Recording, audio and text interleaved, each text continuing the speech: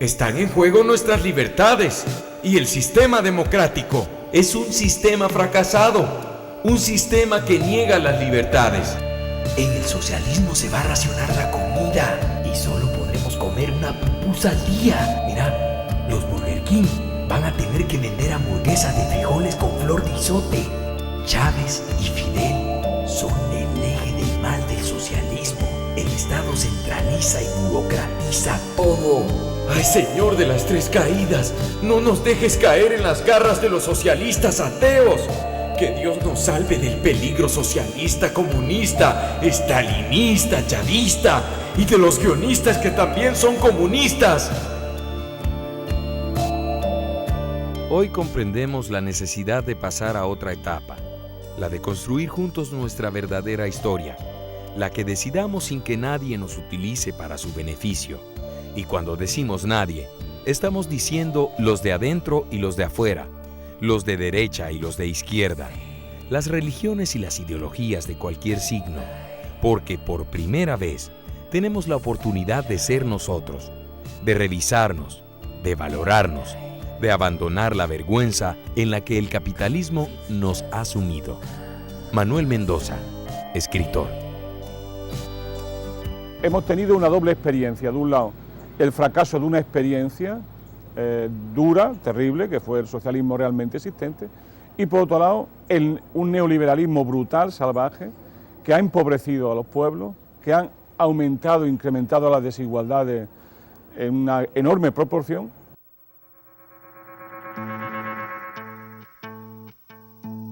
La dureza del capitalismo por un lado y por otro lado el agravamiento de la crisis capitalista por otro, está planteando la necesidad de una alternativa al capitalismo. Y esa alternativa históricamente ha sido el socialismo.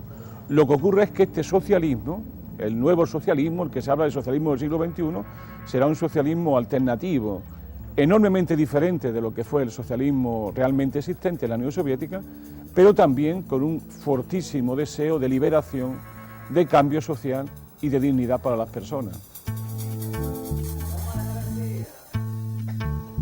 La idea de fondo es que esto no lo están haciendo los pueblos con un guión preestablecido, siguiendo un modelo que se va a cumplir en todos los sitios para siempre.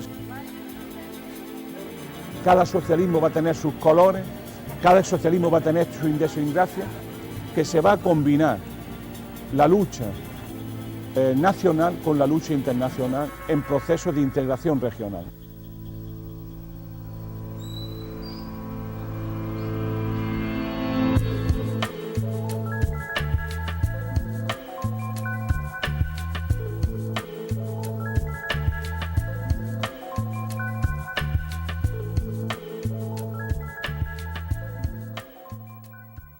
Porque ¿cuáles son las libertades que se defienden, ¿no?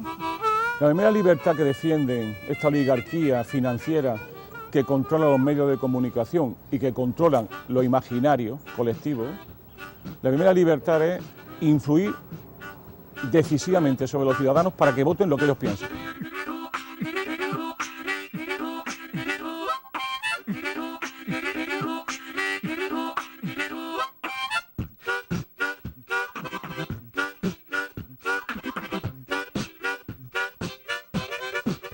Porque ¿qué está ocurriendo?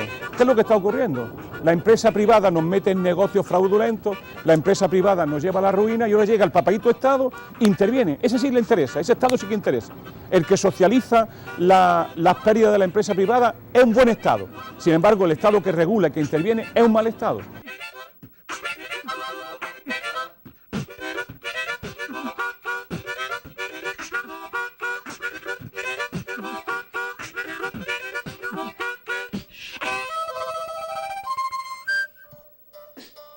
Ese es el socialismo para ricos que dicen en Estados Unidos. No, nosotros queremos un socialismo para pobres, para las mayorías sociales.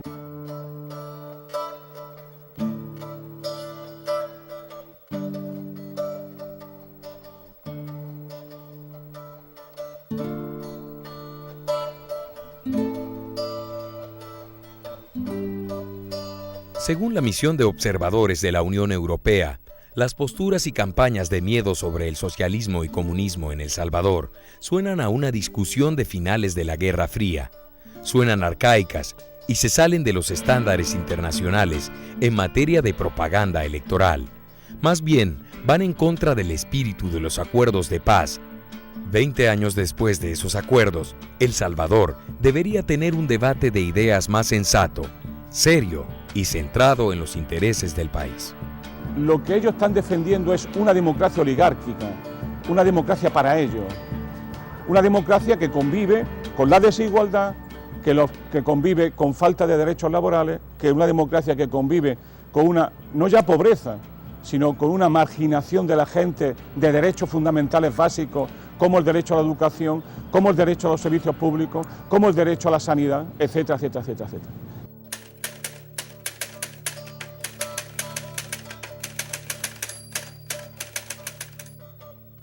No, es un modo de concebir la democracia para todos y no solo para unos cuantos, ¿no? El poder público, es decir, la democracia organizada, es la que debe de dirigir la vida económica y no los grandes bancos y no la oligarquía, que de una u otra manera lo que hacen es que prostituyen la democracia y al final conducen, como ahora estamos viendo, a una enorme crisis.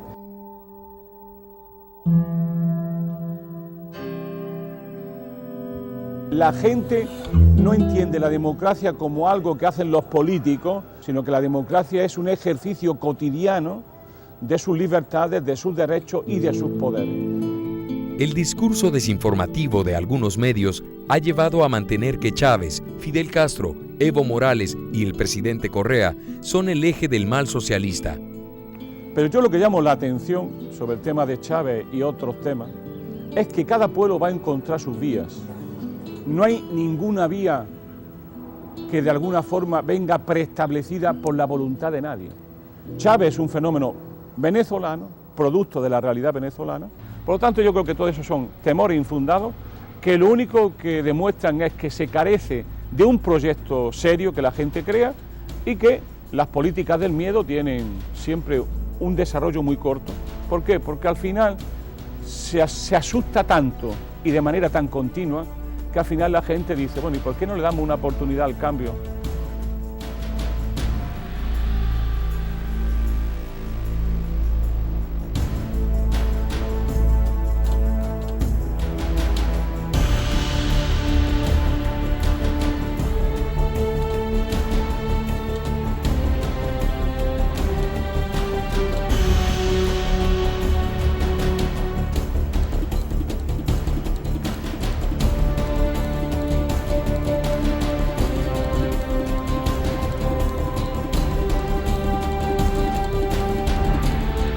Nunca hay que tener temor a ningún cambio que surja del debate y de un proceso democrático, ¿no? O sea, yo creo que los pueblos, hay que reivindicar que los pueblos son soberanos, que los pueblos deben discutir, que se deben abrir esos foros de discusión y que después la ciudadanía tiene que ser convocada a una serie de elecciones o a una serie de plebiscitos para empezar a marcar el rumbo de un nuevo camino.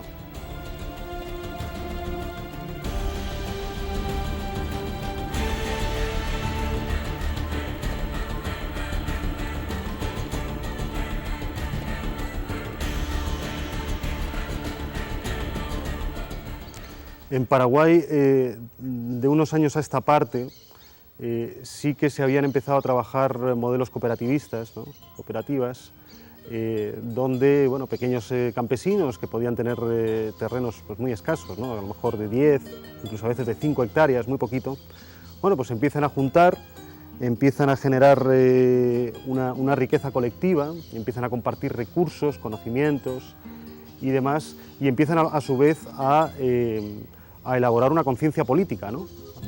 Esto de alguna manera también explica luego por qué vienen estos procesos políticos de cambio, ¿no? Es decir, la llegada del presidente Lugo a Paraguay no se puede decir que surja de la nada, ¿no? Que haya sido una especie de suerte histórica, ¿no? Se habla mucho de la experiencia socialista de Venezuela, Bolivia, Ecuador, pero no se dice nada sobre otras experiencias como la de Brasil y la reciente transformación social que vive Paraguay. En este último caso, ¿cómo se ha ido gestando dicha transformación social? Es que la participación ciudadana se ha disparado, ¿no? Los que antiguamente, ¿no?, estaban excluidos se sentían excluidos y de alguna forma no participaban, se ha empezado también a organizar y ha empezado a sentir que la democracia también depende de ellos, ¿no? Y que el gobierno de sus países está también en sus manos.